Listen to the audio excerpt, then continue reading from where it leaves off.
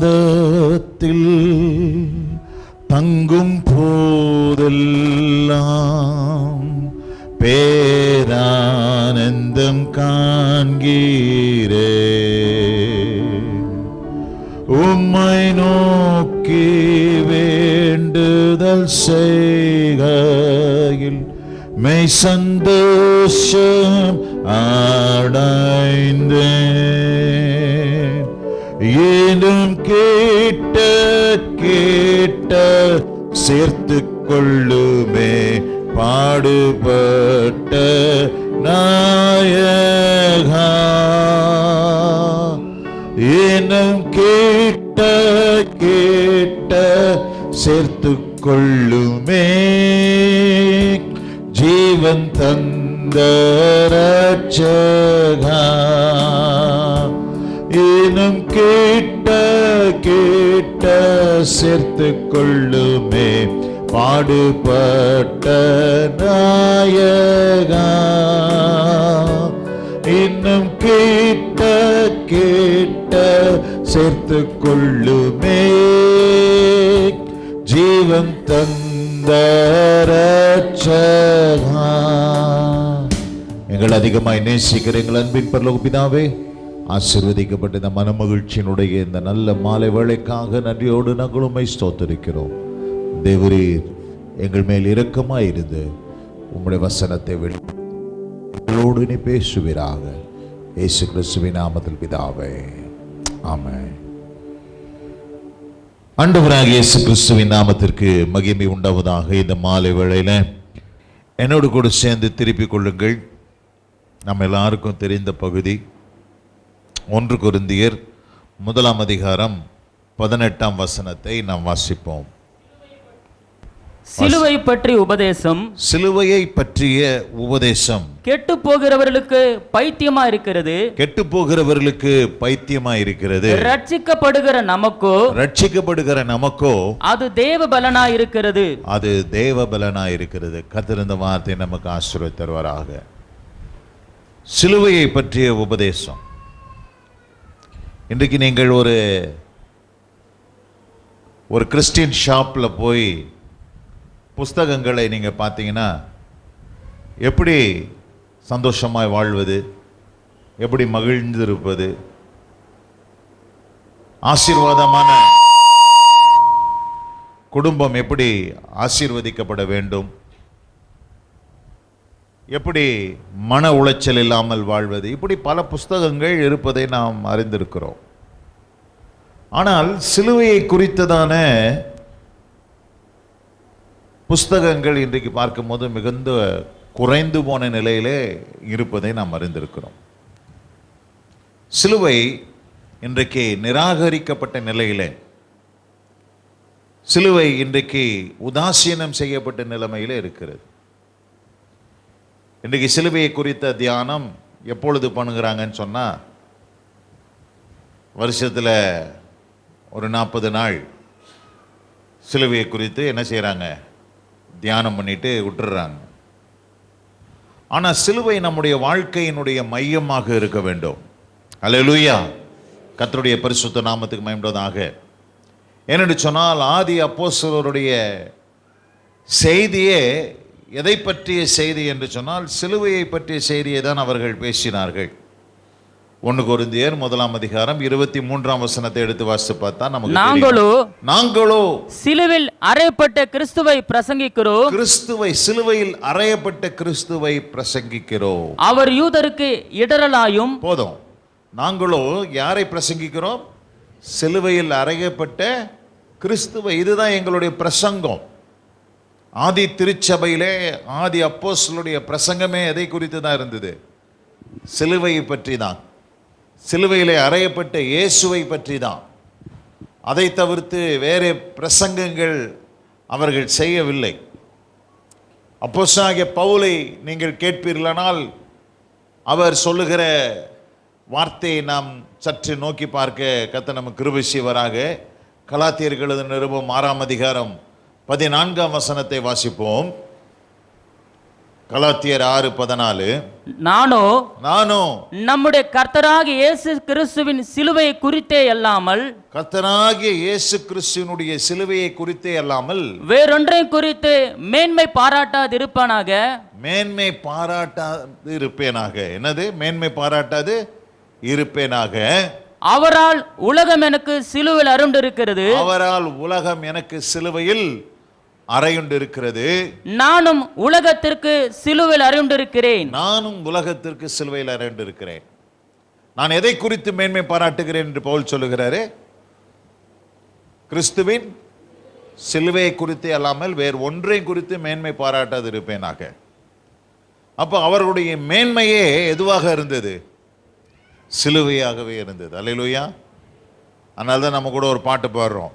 விந்தை கிறிஸ்தே சுராஜா உந்தன் சிலுவையின் மேன்மை,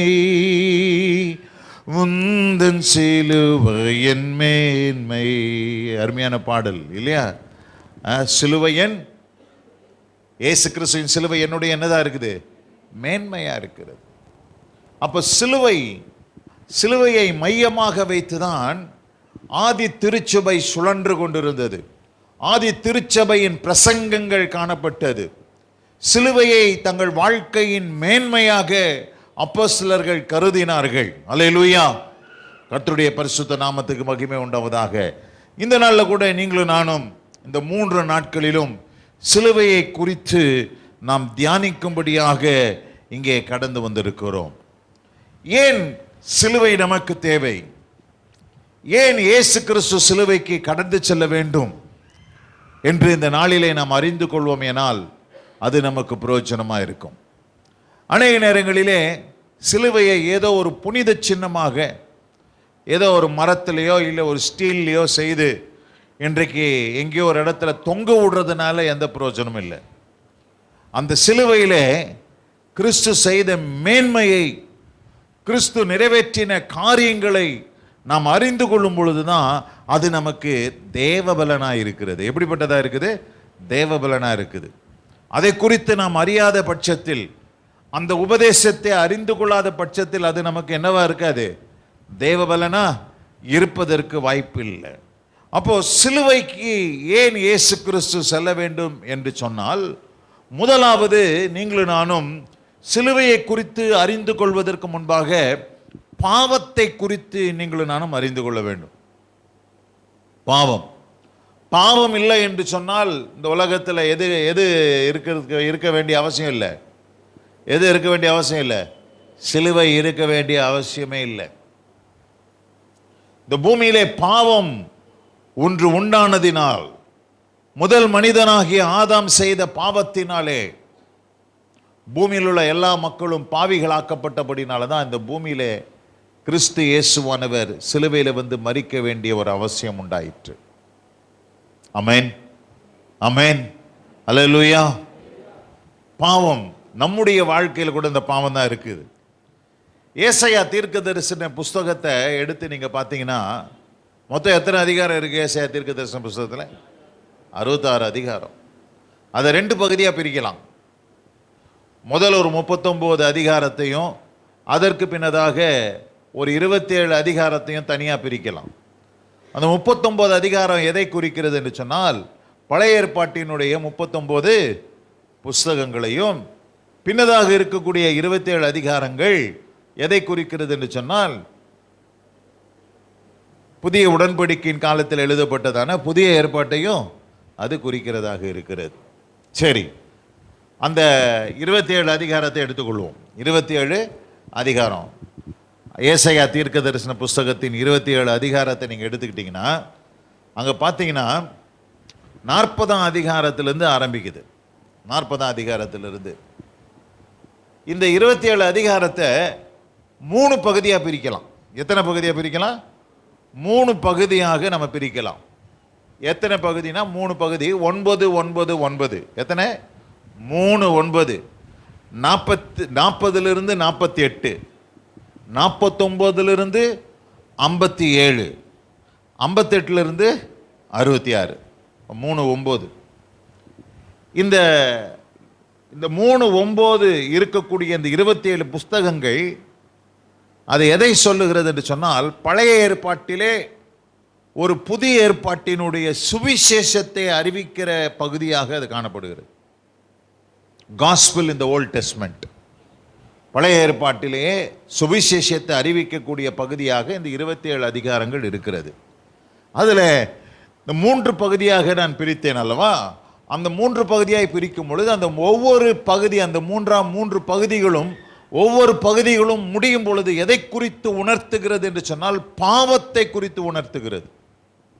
உதாரணத்துக்கு 48ஆம் அதிகாரம் முதல் பகுதியினுடைய கடைசி அதிகாரம், 48ஆம் அதிகாரத்தின் கடைசி வசனத்தை வாசிங்க. துன்மார்க்கருக்கு சமாதானம் இல்லை என்று, துன்மார்க்கனுக்கு சமாதானம் இல்லை என்று கர்த்தர் சொல்லுகிறார். துன்மார்க்கனுக்கு, அப்போ காஸ்பல் சுவிசேஷம் என்று சொன்னா ஒரு நல்ல செய்தி. ஆனா நல்ல செய்தி யாருக்கு கொடுக்கிறார்? ஆண்டவர் யாருக்கு கொடுக்கிறார் என்று பார்க்கும்போது, பாவத்திலே உழன்று கிடக்கிற மனுஷனுக்கு, பாவத்தில் உழன்று கிடக்கிற மனுக்குலத்திற்கு தான் நல்ல செய்தி. என்ன செய்தி? கிறிஸ்து இயேசு உனக்காக மரித்தார் என்கிற செய்தி.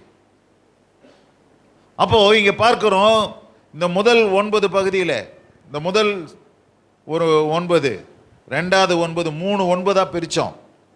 அதில் முதல் 9 கடைசி அதிகாரத்தின் கடைசி வசனம் என்ன சொல்லுது? துன்மார்க்கருக்கு என்ன இல்லை? சமாதானம் இல்லை. சரி, 57ஆம் அதிகாரம் ரெண்டாவது பகுதி, அதனுடைய கடைசி வசனத்தை எடுத்து வாசித்து பாருங்க. துன்மார்க்கருக்கு சமாதானம் இல்லை என்று, துன்மார்க்கனுக்கு என்ன இல்லை? துன்மார்க்கனுக்கு என்ன இல்லை? சமாதானம் இல்லை. அல்லேலூயா, அல்லேலூயா. கர்த்தருடைய பரிசுத்த நாமத்துக்கு மகிமையோட. துன்மார்க்கனுக்கு சமாதானம் இல்லை என்று சொல்லுகிறது. சரி, கடைசி 9 பகுதியில் 66ஆம் அதிகாரத்தின் கடைசி வசனத்தை வாசிப்போம். அவர்கள் வெளியே போய் எனக்கு விரோதமாய் பாவம் செய்த மனுஷருடைய பிரேதங்களை பார்ப்பார்கள். பாவம் செய்த மனுஷருடைய பிரேதங்களை பார்ப்பார்கள். அவர்களுடைய பூச்சி சாகாமலும் அவர்களுடைய அக்கினி அவியாமல் இருக்கும். அவர்கள் மாம்சமான யாவருக்கும் அரோசிகளாய் இருப்பார்கள். போதும், இந்த இடத்துல பாருங்க, அவர்கள் பூச்சி சாவாமலும் அவர்களுடைய அக்கினி அவியாமலும் இருக்கும். நரகத்தை குறித்து காட்டுறாரு, பாவத்தை குறித்து பேசுகிறார். அப்போ இந்த பூமியிலே தேவகுமாரன் வெளிப்படக்கூடிய ஒரு செய்தி. இந்த 3 பகுதிகளாக பிரித்தோம், 3 9 பிரித்தோம். அதில் நடு 9 எடுத்துக்கொள்ளுங்க. எத்தனை வசனத்திலிருந்து எத்தனை அதிகாரம் வரைக்கும்? எத்தனை அதிகாரம் வரைக்கும்? 49லேருந்து 57 வரைக்கும். இதுல நடு அதிகாரம் எது தெரியுமா? இதுல நடு அதிகாரம் 53 அதிகாரம். ஏசாயா என்ன சொல்ல வருது? கிறிஸ்து உங்களுக்காக எனக்காக கல்வாரி சிலுவையில் அடிக்கப்பட்டார். ஆனால் ஏன் அடிக்கப்பட்டார்னா, ஒவ்வொரு 9 பகுதியினுடைய கடைசி பகுதி சொல்லுது, துன்மார்க்கனுக்கு சமாதானம் இல்லை, துன்மார்க்கனுக்கு சமாதானம் இல்லை. அவர்கள் பூச்சி சாவாமலும் அவருடைய அக்கினி எப்படிப்பட்டதா இருக்குது? பாவிகள் இந்த பூமியிலே பாவம் பெருகினபடினால், பாவத்திலே மனுக்குலம் உழன்று கொண்டிருந்தபடினால், பாவத்திலிருந்து விடுதலை ஆக முடியாமல் இருந்தபடினால், அங்கே தேவகுமாரன் அங்கே ஒரு ஆட்டுக்குட்டியாக அடிக்கப்பட வேண்டிய ஒரு அவசியம் உண்டானது என்பதை நீங்களும் நானும் புரிந்து கொள்ள வேண்டும். ஆமென், அல்லேலூயா. இன்றைக்கு நீங்களும் நானும் ஒருவேளை முதல் மனிதனாகி ஆதாம் பாவம் செய்யவில்லை என்று சொன்னால், கிறிஸ்து இந்த உலகத்திலே கல்வாரி சிலுவையில் வந்து மரிக்க வேண்டிய என்ன இல்லை? அவசியமே இல்லை. ஆமென். கர்த்தருடைய பரிசுத்த நாமத்துக்கு மகிமையாக. அப்போ பாவம் என்றால் என்ன? பாவத்தை குறித்து நாம் சில காரியங்களை நாம் பார்த்துவிட்டு சிலுவை குறித்து நாம் தியானிக்க கர்த்தர் நமக்கு கிருபை செய்வாராக. பாவம் என்று சொல்லும் பொழுது சின்னர் 3 காரியத்தை உங்களுக்கு நான் சொல்லிக் கொடுக்க விரும்புகிறேன். முதல் என்னது? சின் என்றால் பாவம். அடுத்து என்னது? சின்ஸ், பாவங்கள். மூன்றாவது என்னது? சின்னர், பாவி. சொல்லுங்க, பாவம், பாவங்கள், பாவி. இது 3ஐயும் நம்ம புரிந்து கொண்டாதான் கிறிஸ்து இயேசு கல்வாரி சிலுவையிலே அவர் செய்த ரட்சிப்பை நீங்களும் நானும் புரிந்து கொள்ள முடியும். ஆமென். அல்லேலூயா, அல்லேலூயா. பணி நேரத்தில் நம்ம பாவின்னு சொல்றோம். பாவங்கள் செஞ்சான், பாவத்தை செஞ்சான், பாவம் செஞ்சான். ஒரு மனிதன் பாவம் செய்ததினால், பாவங்களை செய்கிறதுனால் அவன் பாவி அல்ல. சொல்லுங்க பார்க்கலாம். ஒரு மனிதன் பாவங்களை செய்கிறதுனால் அவன் யார் அல்ல? பாவி அல்ல. பாவியாய் இருப்பதினால்தான் அவன் என்ன செய்கிறான்? பாவம் செய்கிறான் என்பதை நாம் அறிந்து கொள்ள வேண்டும். கர்த்தருடைய பரிசுத்த நாமத்துக்கு மகிமையுண்டாவதாக. ரோமருக்கு எழுதின நிருபத்தில் வாசிக்க வேண்டாம், 1ஆம் அதிகாரத்திலிருந்து 8ஆம் அதிகாரம் வரைக்கும் பாவத்தை குறித்தும் பாவங்களை குறித்தும் இந்த 8 அதிகாரங்கள் நமக்கு சொல்லிக் கொடுக்கறத நம்ம தியானிக்க முடியும். எத்தனை அதிகாரங்கள்? 1ஆம் அதிகாரத்திலிருந்து 8ஆம் அதிகாரம் வரைக்கும். ஆனால் 1ஆம் அதிகாரம் முதல் வசனத்திலிருந்து 5ஆம் அதிகாரம் 11ஆம் வசனம் வரைக்கும் பாவங்களை குறித்து பேசுகிறது. இந்த ரோம நிருபம் எதை குறித்து பேசுகிறது? பாவங்களை, சின்ஸ். ஆனால் 5ஆம் அதிகாரம் 12ஆம் வசனத்திலிருந்து 8ஆம் அதிகாரம் முழுவதுமாக, 8ஆம் அதிகாரம் வரைக்கும், 5ஆம் அதிகாரம் 12ஆம் வசனத்திலிருந்து 8ஆம் அதிகாரம் வரைக்கும் எதை குறித்து பேசுகிறது என்று சொன்னால் பாவத்தை குறித்து பேசுகிறது. ஆமென். சொல்லுங்க. முதல்ல பார்த்தோம் 1ஆம் அதிகாரம் முதல் வசனத்திலிருந்து 5ஆம் அதிகாரம் 11ஆம் வசனம் வரைக்கும் எதை குறித்து பேசுகிறது? பாவங்களை, சின்ஸ், மனிதனுடைய பாவங்களை குறித்து பேசுகிறது. ஆனால் 5ஆம் அதிகாரம் 12ஆம் வசனத்திலிருந்து ரோமர் 8ஆம் அதிகாரம் வரைக்கும் எதை குறித்து பேசுகிறது? பாவத்தை குறித்து பேசுகிறது. இன்றைக்கு இந்த பாவத்துக்கும் பாவங்களுக்கும் உள்ள வித்தியாசத்தை நாம் புரியாததுனால தான் இன்னைக்கு ரட்சிப்பு குறித்து நம்ம சரியா புரிந்து கொள்ள முடியல. ரட்சிப்பு குறித்து நானே சரியா புரிந்து கொள்ள முடியல. இந்த உலகத்தில் பிறக்கிற எந்த மனுஷனும் யாராகவே பிறக்கிறான்? பாவியாகவே பிறக்கிறான். ஏனென்றால் முதல் மனிதன் செய்த பாவத்தினாலே இந்த பூமியில பிறக்கிற எல்லா மனுஷரும் பாவிகள் தான். ஆமென். கர்த்தருடைய பரிசுத்த நாமத்துக்கு மகிமை உண்டாவதாக. அப்ப பாருங்க பிரியமானவர்களே, பாவம் என்பது எனக்குள் இருக்கக்கூடிய ஒரு பிரமாணம். அந்த பாவம் எனக்கு என்ன இருக்குது? எங்க இருக்குது? பாவம் எங்க இருக்குது? எனக்குள்ள இருக்குது. எனக்குள்ளேயே இருக்குது. ஃபேக்டரி அதுதான். அங்க இருந்து தான் எனக்குள்ள என்னத்தை உண்டாக்குது? எனக்கு வெளியில என்னத்தை உண்டாக்குது? பாவங்களை உண்டாக்குது. ரோமர் 7ஆம் அதிகாரத்தில் நாம் வாசிக்கும் போது நாம் அங்கே பார்க்கிறோம். ரோமர் 7ஆம் அதிகாரத்துக்கு திருப்பிக் கொள்வோம். கர்த்தருடைய பரிசுத்த நாமத்துக்கு மகிமை உண்டாவதாக. 20ஆம் வசனத்தை வாசிப்போம். அந்தபடி நான் விரும்பாததை நான் செய்தால் நான் அல்ல, எனக்குள்ளே வாசமா இருக்கிற பாவமே அப்படி செய்கிறது. எனக்குள் வாசமா இருக்கிற பாவமே அப்படி செய்கிறது. எனக்குள்ள என்ன வாசமா இருக்குது? பாவம். அந்த பாவம் எப்படி இருக்குதா? எனக்குள்ள ஒரு பிரமாணமா இருக்குது என்று சொல்லுகிறார். எப்படி இருக்குது? பிரமாணமா இருக்குது. அந்த பாவம் எனக்குள்ள எப்படி இருக்குது? பிரமாணமாகவே இருக்கிறது. 21ஆம் வசனத்தை வாசிங்க. ஆனபடியால் நன்மை செய்ய விரும்புகிற என்னிடத்தில் தீமை உண்டென்கிற ஒரு பிரமாணத்தை காண்கிறேன். ஒரு பிரமாணம் அல்ல, எனக்குள்ள ஒரு பிரமாணத்தை காண்கிறேன். என்ன பிரமாணம்? பாவம் என்கிற ஒரு பிரமாணம் எனக்குள்ள இருக்குது. அந்த பிரமாணம் தான் எனக்குள்ள இருந்துட்டு என்ன செய்ய வைக்குது? என்ன செய்ய வைக்குது? உதாரணத்துக்கு நான் சொல்லணும்னா, எப்படி ஒரு மரம், அந்த மரத்தில் சில கனிகள் வெளிப்படுமோ? ஒரு ஆப்பிள் ட்ரீ இருக்குன்னு வச்சுக்கோங்க. மரம் இருக்குது, அதில் கனிகள் என்னவா வெளிப்படுது? ஆப்பிளாக வெளிப்படுது. அதே மாதிரி தான் மரம் தான் பாவம். பாவங்கள் அதனுடைய கனிகள். மரம் தான் என்னதுங்க? பாவம். பாவங்கள் என்னது? அதனுடைய கனிகள். அப்போ எனக்குள் பாவம் வாசமா இருக்கிறபடினால், எனக்குள் அந்த பிரமாணம் இருக்கிறபடினால் நான் பாவம் செய்கிறேன், பாவங்களை செய்கிறேன். நான் அடிக்கடி சொல்லுவேன், ஒரு சின்ன குழந்தைக்குள்ள பாவம் இருக்கா? ஒரு சின்ன குழந்தைக்குள்ள பாவம் இருக்கா? சொல்லுங்க. அந்த சின்ன குழந்தை, 1 வயசு குழந்தை இல்லை ஒரு 1.5 வயசு குழந்தைக்குள்ள பாவம் இருக்கா? இருக்கு. அந்த குழந்தையுடைய பெற்றோர் அந்த குழந்தைய தூக்காம விட்டுட்டு இருந்தா கூட ஒன்றும் சொல்லாது. ஆனா அந்த குழந்தைய விட்டுட்டு பக்கத்து வீட்டில் இருக்கிற ஒரு குழந்தைய அவங்க அப்பா அம்மா அப்படி தூக்கி கொஞ்சினாங்கன்னா, அந்த 1.5 வயசு குழந்தை என்ன பண்ணும் சொல்லுங்க? உடனே ஓன்னு கூப்பாடு போட்டு அழுது ஒரே அமக்குளம் பண்ணும். என்ன வருது? அதுக்கு என்ன வருது? பொறாமை. யார் சொல்லி கொடுத்தா? அதுக்கு யார் சொல்லி கொடுத்தா? சொல்லுங்க. யாரும் சொல்லி கொடுக்கல. அது என்னுடைய சுபாவத்திலேயே அந்த பொறாமை, அந்த பாவம் அதுக்குள் வாசமா இருக்குது. அந்த பாவம் அதுக்குள் வாசமா இருக்குது.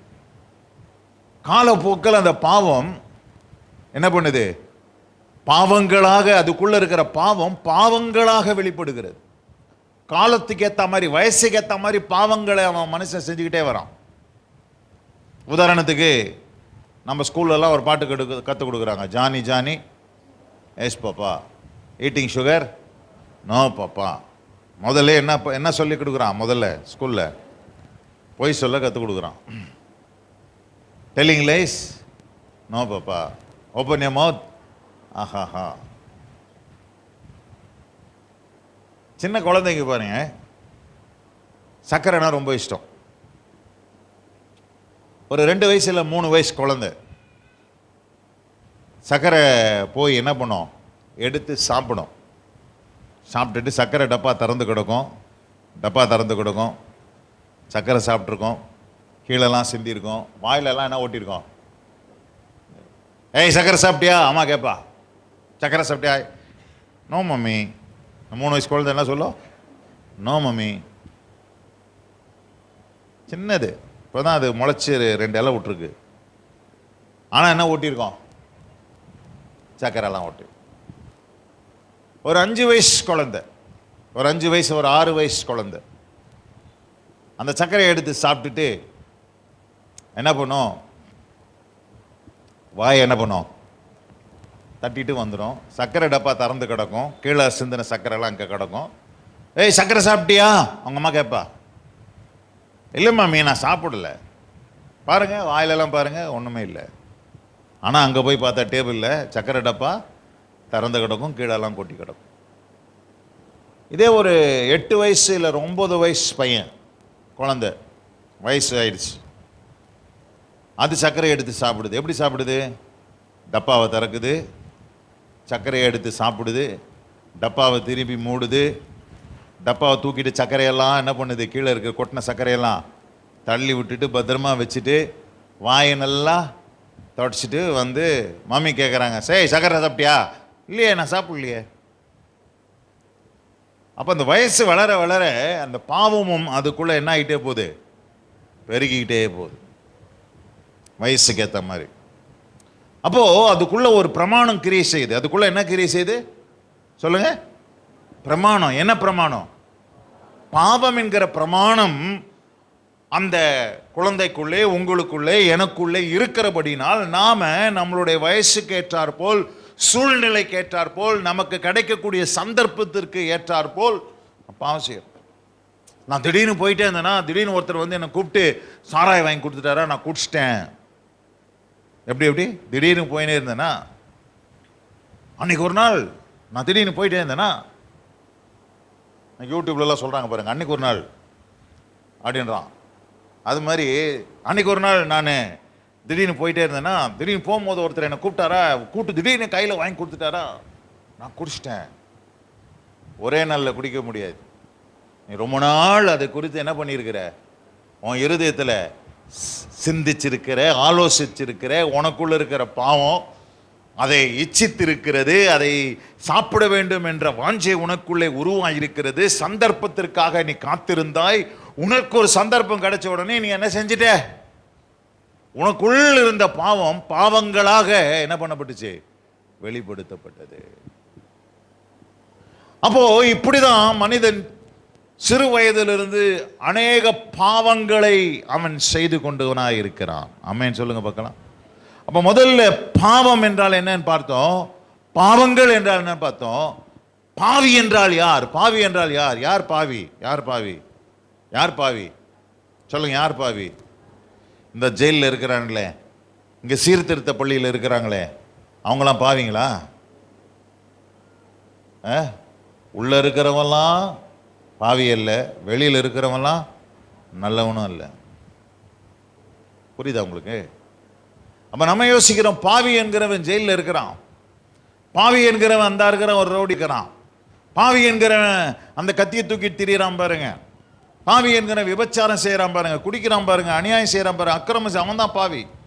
அப்படி நம்ம யோசிக்கிறோம். அப்படி இல்லை. இந்த உலகத்தில் பிறந்த எந்த மனிதனும் பாவியாகவே பிறந்திருக்கிறான். ஆமென். இந்த உலகத்தில் பிறந்த எந்த மனிதன், ரோமர்கள் நிருபம் 3ஆம் அதிகாரம் 23ஆம் வசனத்தை வாசிப்போம். எல்லாரும் பாவம் செய்து, எல்லாரும் பாவம் செய்து தேவ மகிமையற்றவர்களாகி, தேவ மகிமை அற்றவர்களாகி, இலவசமாய் அவருடைய கிருபையினாலே கிறிஸ்து இயேசுவில் உள்ள மீட்பை கொண்டு நீதிமான்களாக்கப்படுகிறார்கள். போதும். எல்லாரும் பாவம் செய்து என்ன ஆனார்கள்? தேவ மகிமை அற்றவர்களானார்கள். எல்லாரும் பாவம் செய்து, எல்லாருமே பாவி. இந்த உலகத்தில் பிறந்த எல்லா மனுஷனும் பாவியாகவே பிறக்கிறான். அதனால தான் அவனுக்கு ரட்சிப்பு தேவை. என்ன தேவை சொல்லுங்க? ரட்சிப்பு தேவை. அவன் இந்துவா இருக்கலாம், முகமதியனா இருக்கலாம், சீக்கியனா இருக்கலாம், அவன் ஜப்பானில் பிறந்தவனா இருக்கலாம், அமெரிக்காவில் பிறந்தவனா இருக்கலாம், இந்தியாவில் பிறந்தவனா, இலங்கையில் பிறந்தவனா, எங்கே இந்த பூமிக்கு கீழே சூரியனுக்கு கீழே எங்கே பிறந்திருந்தாலும் அந்த மனுஷன் எல்லாம் ஒரு மனுஷனுக்குள்ளேருந்து வந்தவன் தான். யார் அந்த முதல் மனுஷன்? ஆதாம். ரோமர் 5ஆம் அதிகாரம் 19ஆம் வசனம் தான் சொல்லுது. ரோமர் 5ஆம் அதிகாரம் 19ஆம் வசனம். ஒரே மனுஷனுடைய கீழ்ப்படியாமையினாலே, ஒரே மனுஷனுடைய கீழ்ப்படியாமையினாலே அநேகர் பாவிகள் ஆக்கப்பட்டது போல, அநேகர் பாவிகள் ஆக்கப்பட்டது போல. பாத்தீங்களா? ஒரே மனுஷனுடைய கீழ்ப்படியாமையினாலே அநேகர் என்ன ஆக்கப்பட்டோம்? பாவிகள் ஆக்கப்பட்டோம் என்று இங்கு வேதம் சொல்லுகிறது. அப்ப இந்த பூமியில பிறந்த எல்லா மனுஷனுமே யார் தான் சொல்லுங்க? பாவிதான். கொர்னலிஸ் என்கிற ஒரு மனுஷர் தான். கொர்னெலியு. யாரு? கொர்னெலியு. அவன் நல்லவன், சன்மார்க்கன், அநேக தான தர்மங்களை செய்தவன், ஜபம் பண்ணுகிறவன். அவன் ஒரு பட்டாளத்துக்கு அதிகாரி இல்லையா? கொர்னலிஸை குறித்து நான் வாசிக்கிறோம். அவனுடைய ஜெபம் என்ன பண்ணப்பட்டுச்சு? தேவ சமூகத்தில் கேட்கப்பட்டுச்சு. ஆனாலும் அவனுக்கு என்ன தேவைப்பட்டுச்சு? ரட்சிப்பு தேவைப்பட்டுச்சு. யாரை அனுப்புறேன்னு ஆண்டவரே? பேதுரு அவன் வீட்டுக்கு அனுப்புறேன். அவன் வந்து ஒரு ரட்சிப்பின் வழியை சொல்லுவான். நீ ரட்சிக்கப்படணும். அல்லேலூயா, அல்லேலூயா. அப்ப நீ நல்லவனா இருக்கலாம், சன்மார்க்கனா இருக்கலாம், தேவ பக்தி உள்ளவனா இருக்கலாம், நீ சர்ச்சுக்கு போகலாம், நீ ஒரு கிறிஸ்தவ குடும்பத்தில் பிறந்தவனா இருக்கலாம், நீ நன்கா ஜெபிக்கிறவனா, ஆனாலும் நீ பாவங்கள் மன்னிக்கப்படவில்லை என்று சொன்னால், பாவ மன்னிப்பை பெறவில்லை என்று சொன்னால், இன்னும் நீ பாவத்தில் தான் இருக்கிறாய் என்பதை புரிந்து கொள்ள வேண்டும். கொர்னலிஸுக்கு ரட்சிப்பு தேவைப்பட்டுச்சு. பேதுரு வந்து ரட்சிப்பின் வழியை சொன்னான். பேதுரு வந்து ரட்சிப்பின் வழியை போதித்தான். போதித்த பொழுது அவன் மனம் திரும்பி இயேசு கிறிஸ்துவை ஏற்றுக்கொண்டு அவன் ஞான ஸ்நானம் பெற்றான் என்று பார்க்கிறோம். ஆமென், அல்லேலூயா. கர்த்தருடைய பரிசுத்த நாமத்துக்கு மகிமையுண்டதாக. நான் ஒரு கிறிஸ்தவ குடும்பத்தில் பிறந்தேன். 28 வயது வரைக்கும் நான் இயேசுவை அறியாதிருந்தேன். நான் ஒரு சாதாரண கிறிஸ்தவனாக, பெயர் கிறிஸ்தவனாக சர்ச்சுக்கு போவேன், வருவேன், பைபிள் வாசிப்பேன், ஜெபம் பண்ணுவேன், என் தேவைகளுக்காக ஆண்டவரை தேடுவேன், எல்லாம் செஞ்சேன். ஆனால் என் வாழ்க்கையில் ரட்சிப்பு தேவைப்பட்டது. என்னுடைய 28வது வயதிலே 1993ஆம் ஆண்டு ஜூன் மாதம் 3ஆம் தேதி இயேசு கிறிஸ்துவை என் சொந்த இரட்சகராக நான் ஏற்றுக்கொண்டேன். கரங்களை வந்து ஆண்டு மகிமை செலுத்துவோம். அல்லேலூயா. கர்த்தருடைய பரிசுத்த நாமத்துக்கு மகிமை உண்டாவதாக. பிரியமானவர்களே, அப்போ எனக்குள் அந்த பாவம் வாசமா இருக்கிறபடினால்தான் நான் யாரா இருக்கிறேன்? நான் யாரா இருக்கிறேன் சொல்லுங்க? பாவியா இருக்கிறேன். இப்போ எனக்கு பாவ மன்னிப்பு தேவைப்படுது. ஒரு அலையில சொல்லுங்க அல்லேலூயா. பாவ மன்னிப்பு. ஆண்டவர் உங்களை தேடி வந்தார். பாவியை ரட்சிப்பது, பாவிகளை ரட்சிப்பதற்கு இந்த பூலோகத்திலே ஆண்டவர் தேடி வந்தார். ஆமென். கர்த்தருடைய பரிசுத்த நாமத்துக்கு மகிமை உண்டாவதாக. கர்த்தருடைய பரிசுத்த நாமத்துக்கு ஸ்தோத்திரம். இங்கே நாம் வாசிக்கிறோம், என்னோட கூட சேர்ந்து திருப்பிக் கொள்ளுங்கள்.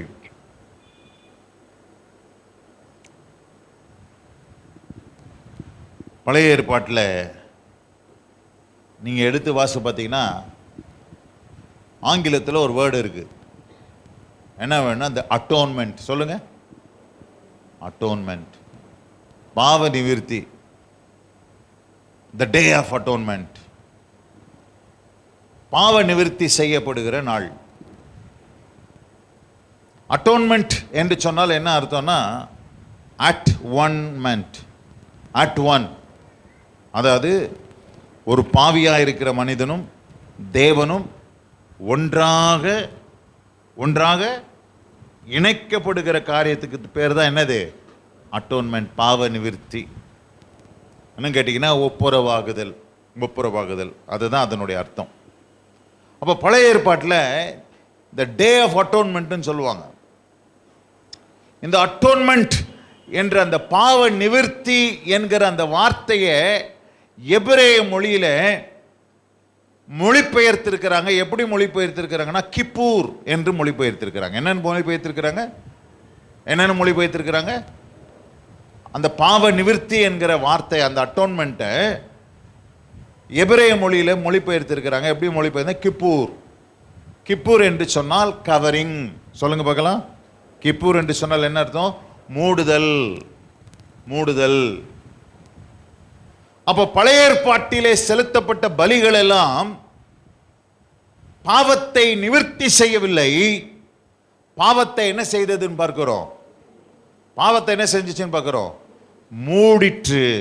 பாவத்தை அது ஒரு மூடு திரையாக ஒவ்வொரு மனுஷனுடைய பாவத்தை மூடி போட்டதை ஒழிய முற்றிலுமாக அந்த பாவத்தை நிவிர்த்தி செய்யவில்லை. ஆமென். கர்த்தருடைய பரிசுத்த நாமத்துக்கு மகிமையுண்டாவதாக. உதாரணத்துக்கு ஒரு வசனத்தை வாசிப்போம். சங்கீதங்களின் புஸ்தகம் 32ஆம் சங்கீதம் முதல் வசனத்தை வாசிப்போம். எவனுடைய மீறுதல் மன்னிக்கப்பட்டதோ, எவனுடைய பாவம் மூடப்பட்டதோ அவன் பாக்கியவான். எவனுடைய பாவம் மன்னிக்கப்பட்டதோ, எவனுடைய மீறுதல் மன்னிக்கப்பட்டதோ அவன் பாக்கியவான். ஆமா, மூடப்பட்டது. ஆமென் சொல்லுங்க. எவனுடைய பாவம் என்ன பண்ணப்பட்டது? மூடப்பட்டது. பழைய ஏற்பாட்டினுடைய பலிகள் எல்லாம் எப்படி தெரியுமா? பழைய ஏற்பாட்டு பலி எப்படி? மூடுதல் தான். சொல்லுங்க, மூடுதல். நான் அடிக்கடி ஒரு உதாரணம் சொல்லுவேன், இங்கேயும் சொல்றது நல்லதுன்னு நினைக்கிறேன். இப்போ எங்கள் வீட்டில் ஒரு சின்ன டீப்பாய் இருக்குதுன்னு வச்சுக்கோங்க. அந்த டீப்பாயில் அப்போ தான் நாங்கள்லாம் சாப்பிட்ருக்குறோம். டீலாம் கொட்டி இருக்குது, டீ காஃபிலாம் கொட்டி இருக்குது, அதெல்லாம் ஈயெல்லாம் வந்து மொச்சிட்டு இருக்குது. திடீர்னு ஒருத்தர், ரொம்ப முக்கியமான ஒருத்தர் வீட்டுக்கு வந்துட்டார். திடீர்னு முக்கியமான ஒருத்தர் எங்கே வந்துட்டார்? வீட்டுக்கு வந்துட்டார். இந்த டேபிளை துடைக்கிறதுக்கெல்லாம் என்ன இல்லை, நேரம் இல்லை. இப்போ என்ன பண்ணிடுறோம்? டக்குன்னு ஒரு டேபிள் கிளாத் எடுத்து என்ன பண்ணிடுறோம்? மேலே போட்டு மேலே அதுக்கு மேலே ஒரு ஃப்ளவர் வாஷ் வச்சு விட்டுறோம். எப்படி இருக்கும்? சூப்பராக இருக்கும். வந்தவருக்கு என்ன தெரியாது? ஒன்றும் தெரியாது. ஆனால் அடியில் தூக்கி பார்த்தா எப்படி இருக்குது? உள்ள என்ன இருக்கு? எல்லா அழுக்கு, எல்லா நாத்தம் பிடிச்சதெல்லாம் அடியில் இருக்குது. இதுதான் பழைய ஏற்பாட்டினுடைய பலி. பழைய ஏற்பாடு இப்படி தான் நமக்கு மூடுச்சு. தேவன் எப்படிப்பட்ட தேவன்னா, ஒருவரும் சேரக்கூடாத ஒளியிலே வாசம் செய்கிற கர்த்தர். மனுஷரில் கண்டிராதவரும் காணக்கூடாதவரும் சேரக்கூடாதவரும் ஒருவரும் காணக்கூடாத ஒளியிலே வாசம் செய்கிறவருமாகிய பரிசுத்தம் உள்ள தேவன். அவர் எப்படிப்பட்டவராக இருக்கிறார்? பட்சிக்கிற அக்கினியா இருக்கு. எப்படிப்பட்டவராக இருக்கிறார்? பட்சிக்கிற அக்கினியா இருக்கிறார். அவர் கிட்டேயே போக முடியாது.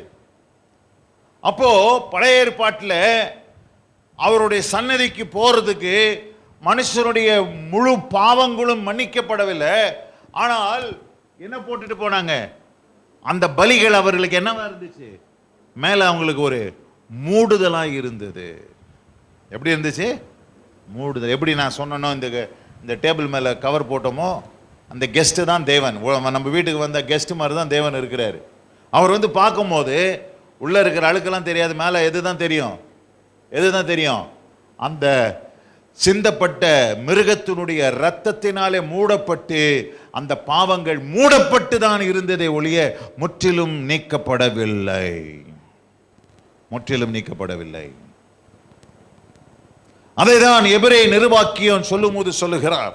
எபிரேய நிருபம் 10ஆம் அதிகாரம் 3ஆம் வசனத்திலிருந்து 4ஆம் வசனம் வரைக்கும் வாசிப்போம். அப்படி நிறுத்தப்படாதபடியால் பாவங்கள் உண்டென்று அவைகளினாலே வருஷந்தோறும் முந்தின வசனத்திலிருந்து வாசிங்க பிரதர். பூரணப்படுத்துமானால் ஆராதனை செய்கிறவர்கள் ஒரு தரம் சுத்தமாக்கப்பட்ட பின்பு இன்னும் பாவங்கள் உண்டென்று உணர்த்தும் மனசாட்சி. மன்னிக்கணும் பிரதர், 1ஆம் வசனத்திலிருந்தே வாசிக்கலாம். இப்படி இருக்க நியாயப்பிரமாணமானது வரப்போகிற நன்மைகளின் பொருளாயிராமல் அவைகளின் நிழலாய் மாத்திரம் இருக்கிறபடியால் வருஷந்தோறும் இடைவிடாமல் செலுத்தப்பட்டு வருகிற ஒரே விதமான பலிகளினாலே விதமான பலி, வருஷா வருஷம் ஒரே விதமான பலியை மறுபடியும் என்ன பண்ணுவாங்க? செலுத்திக்கிட்டே இருப்பாங்க. இப்ப இந்த வருஷம் பலி செலுத்தினாங்கன்னா அந்த பலி அவங்க மேல என்னவா இருக்கும்? ஒரு மூடுதலா இருக்கும். கவரிங். கிப்பூர் என்று சொன்னால் ஜஸ்ட் கவரிங், அவ்வளவுதான். ஒரு மூடுதலா இருக்கும். அது எவ்வளவு நாளை வரைக்கும் சொல்லும்? அது கரெக்டா ஒரு வருஷம். அந்த வருஷம் முடிஞ்ச உடனே மறுபடியும் த டே ஆஃப் அட்டோன்மெண்ட், பாவ நிவர்த்தி செய்யப்படுகிற நாள் வரும்போது மறுபடியும் அது என்ன ஆயிடும்? அது பழமையாக போயிடும். மறுபடியும் புதுசா என்ன பண்ணப்பட வேண்டும்? இன்னொரு பலி, அதே மாதிரியான பலி செலுத்தப்பட வேண்டும். அதை தான் இங்க சொல்லுகிறது. ஒரே விதமான பலியை மறுபடியும் செலுத்தினார்கள். அவைகளை செலுத்த வருகிறவர்களை ஒரு காலம் அது என்ன செய்யவில்லை? பூரணப்படுத்த மாட்டாது. ஒரு காலம் பூரணப்படுத்த மாட்டாது. பூரணப்படுத்துமானால் ஆராதனை செய்கிறவர்கள் ஒரு தரம் சுத்தமாக்கப்பட்ட பின்பு இன்னும் பாவங்கள் உண்டென்று உணர்த்தும் மனசாட்சி அவர்களுக்கு இல்லாதிருப்பதினால் அந்த பலிகளை செலுத்துகிறது நிறுத்தப்படும் அல்லவா? ஆமா, அப்படி மனசாட்சியில அவங்களுக்கு ஒரு உணர்வு இல்லாம இருந்துச்சுன்னா அந்த பலிகளை அவங்க என்ன பண்ணிருப்பாங்க? ஆனா அவங்களோட மனசாட்சி என்ன சொல்லுது? இன்னும் என்ன இருக்குது? இன்னும் பாவம் இருக்குது, இன்னும் பாவம் தீரல. இங்க தூக்கி பார்த்தா உள்ள என்ன இருக்கு? அழுக்கெல்லாம் இருக்கதான் செய்யுது. இன்னும் பாவம் தீரல என்ற மனசாட்சி அவங்களுக்குள்ள இருக்கிறதுனால அந்த பலிகள் என்ன பண்ணப்படவில்லை? நிறுத்தப்படவில்லை. வாசிப்போம். அப்படி நிறுத்தப்படாதபடியால் பாவங்கள் உண்டென்று அவைகளினாலே வருஷந்தோறும் நினைவு கூறுதல் உண்டாயிருக்கிறது. ஆமா, நினைவு கூறுதல். என்ன நினைவு கூறுதல்? பாவம் உண்டு, பாவம் இருக்குது. ஐயோ, இன்னைக்கு பலி செலுத்தியாச்சு, இதோட பாவம் போயிருச்சா? இல்ல, அடுத்த வருஷம் செலுத்தணும். அடுத்த வருஷம் செலுத்தியாச்சு, இதோட முடிஞ்சிச்சா? இல்லைங்க, அடுத்த வருஷம் மறுபடியும் செலுத்தணுங்க. அப்போ அது என்ன நினைவு கூறுது? அது நமக்கு என்னத்தை நினைவு கூறுது? பாவங்கள் உண்டு என்று அது நம்மை நினைவு கூற செய்து கொண்டே இருக்கிறது.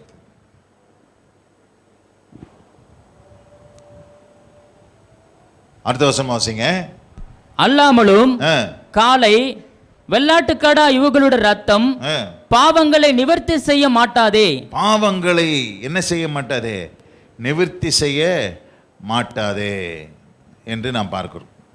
அல்லாமலும் காளை, வெள்ளாட்டுக்கடா இவைகளுடைய ரத்தங்கள் என்ன செய்ய மாட்டாது? பாவங்களை மூடதான் செய்யும். என்ன செய்யும்? மூடதான் செய்யுமே ஒழிய நிவர்த்தி செய்ய மாட்டாதே. அல்லேலூயா. கர்த்தருடைய பரிசுத்த நாமத்துக்கு மகிமை உண்டாவதாக. ஆனால் கிறிஸ்து இயேசுவினுடைய பலி எப்படிப்பட்ட பலி என்று நாம் பார்க்கும்போது எபிரேயர் 9:26 வாசிப்போம். அப்படி இருந்ததானால் உலகம் உண்டானது முதற்கொண்டு வாசிப்போம். அவர் அநேக தரம் பாடுபட வேண்டியதா இருக்குமே. அப்படி அல்ல, அவர் தம்மை தாமே பலியிடுகிறதினாலே பாவங்களை நீக்கும் பொருட்டாக இந்த கடைசி காலத்தில் ஒரு தரம் வெளிப்பட்டார். அல்லேலூயா. அவர் தம்மை தாமே பலியிடுகிறதினாலே பாவங்களை நீக்கும் பொருட்டாக இந்த கடைசி காலத்தில் எத்தனை தடவை வெளிப்பட வேண்டியிருச்சு? ஒரு தடவை வெளிப்பட்டா போதும். வருஷா வருஷம் அதே விதமான பலிகளை செலுத்த அவர் வெளிப்பட வேண்டிய அவசியம் இல்லை. அவர் எத்தனை வாட்டி வெளிப்பட்டாரு? ஒரே தரம் அவர் வெளிப்பட்டார் என்பதை பார்க்கிறோம். எபிரேயர் 7:27 வாசிங்க. அவர் பிரதான ஆசாரியர்களைப் போல முன்பு சொந்த பாவங்களுக்காகவும் பின்பு ஜனங்களுடைய பாவங்களுக்காகவும் நாடோறும் பலியிட வேண்டுவதில்லை. நாடோறும் பழைய ஏற்பாட்டு ஆசாரியர் என்ன செய்யறான்? பிரதான ஆசாரியர்களை போல முன்பு சொந்த பாவங்களுக்காகவும் பின்பு ஜனங்களுடைய பாவங்களுக்காகவும் ஆசாரியர் என்ன செய்வான்? நாடோறும் பலி செலுத்துவான். வருஷம் பலி செலுத்திக்கிட்டே இருப்பான். ஆனா இயேசு கிறிஸ்துவோ நாடோறும் பலி செலுத்த வேண்டிய அவசியம் இல்லை. ஏனெனில் தம்மை தாமே பலியிட்டதினாலே இதை ஒரே தரம் செய்து முடித்தார். கரங்களை தாண்ட மகிமை செலுத்துங்க. அல்லேலூயா. ஒரே தரம் செஞ்சு முடிச்சிட்டாரு. சொல்லுங்க. கர்த்தராகிய இயேசு கிறிஸ்து நமக்காக கல்வாரி சிலுவையிலே ஒரே தரம் அவர் பாவங்களுக்காக என்ன செஞ்சு முடிச்சிட்டாரு? பலியை செலுத்தி முடிச்சு விட்டாரு. அவருடைய பலி எப்படிப்பட்டது? எபிரேயர் 9:14 வாசிங்க. எபிரேயர் 9. நித்திய ஆவியினாலே தம்மை தாமே பழுதற்ற பலியாக தேவனுக்கு ஒப்பு கொடுத்த கிறிஸ்துவினுடைய ரத்தம் ஜீவனுள்ள தேவனுக்கு ஊழியம் செய்வதற்கு. பாருங்க, பழைய ஏற்பாட்டுல ஒரு மிருகத்தை தரன்னு இழுத்துட்டு போவாங்க. எதுக்கு பலி செலுத்துவது? எங்க வீட்டு பக்கத்துல, எங்க அக்கா வீட்டு பக்கத்துல ஒரு கோயில் இருந்துச்சு. அந்த கோயிலில் வருஷம் ஆட்டுக்கடாவை பலியிடுவாங்க. அந்த ஆட்டை வருஷம் என்ன பண்ணுவாங்க? தரன்னு பிடிச்சி என்ன பண்ணுவாங்க? இழுத்துன்னு வருவாங்க. ஒரு நாள் இழுத்துன்னு வரும்போது அறுத்துன்னு ஓடிடுச்சு. அப்புறம் எல்லாரும் பூசாரி எல்லாரும் சேர்ந்து என்ன பண்ண வேண்டியிருச்சு? ஆட்டை துரத்தி போய் பிடிக்கிறதுக்காக எங்கெங்கேயோ தெருவா ஓடினாங்க. அது எங்கேயோ ஓடி போச்சு. அது அந்த பலிக்காக ஆயத்தம் பண்ணப்பட்ட ஆடு ஓடிடுச்சு. ஆனா இயேசு கிறிஸ்து பாருங்க என்ன செஞ்சாராம் பலியில? 9:14 நித்திய ஆவியினாலே தம்மை தாமே பழுதற்ற பலியாக அவர் என்ன ஒப்பு கொடுத்தாரு?